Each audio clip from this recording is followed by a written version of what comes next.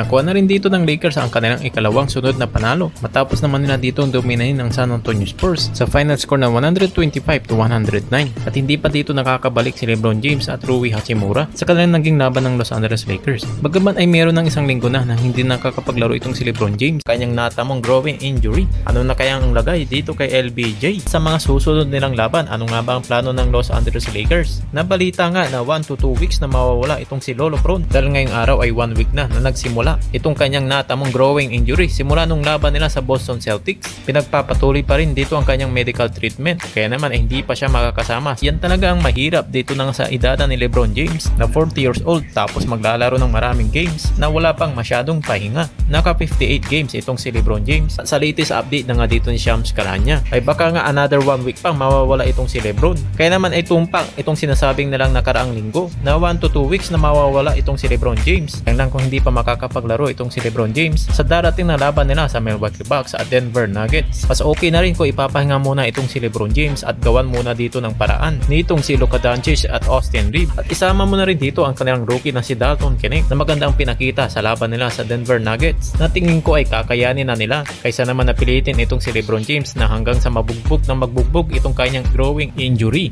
na alam naman natin na mas kinakailangan siya sa darating na playoffs. At sinabi naman dito ni Coach JJ Redick sa kanyang post-game interview na gagawin pa rin na rin dito ang lahat para lang manalo. At lalo na nakabalik itong sila Jackson Hayes, Dorian Finney-Smith at ang isang araw na nawala itong si Luka Doncic. At sa nakarang araw nga lang ay kalaban nila dito ang Denver Nuggets na para lang silang mga South Bay Lakers. At dito rin nasubok ang kanilang mga batang Lakers players. Kaya naman dito sa sinabi ni Coach JJ Redick, bago nga daw makabalik itong si LeBron James ay susubukan pa nilang umangat pa sa kanilang standings. Dahil kung usapan nga sa standings ay ayaw niya pa nga itong pag-usapan dahil ang kagustuhan nga niya ay makaiwas nga sila dito sa kanilang play-in. Sa 15 games na lang ang kanilang ditong natitirang laban na kung saan ay nalalapit na nga dito ang playoffs. Nakasalukuyan ay umangat na nga sila dito sa pang-apat sa Western Conference mga parekoy na meron sila ditong 42 wins at 25 losses ng ating na nga ditong nakikita na maaari lang sila dito magpalitan ng Memphis sa ngayon dahil na nga dito sa kanilang dikita na standings na posibleng na sila ang una ditong magharap dahil inilabas na itong NBA playoff bracket ay una natin makikita mula sa taas ang OKC na depende naman kung sino mananalo dito sa play-in mula sa 7 at number 10 na maglalaban-laban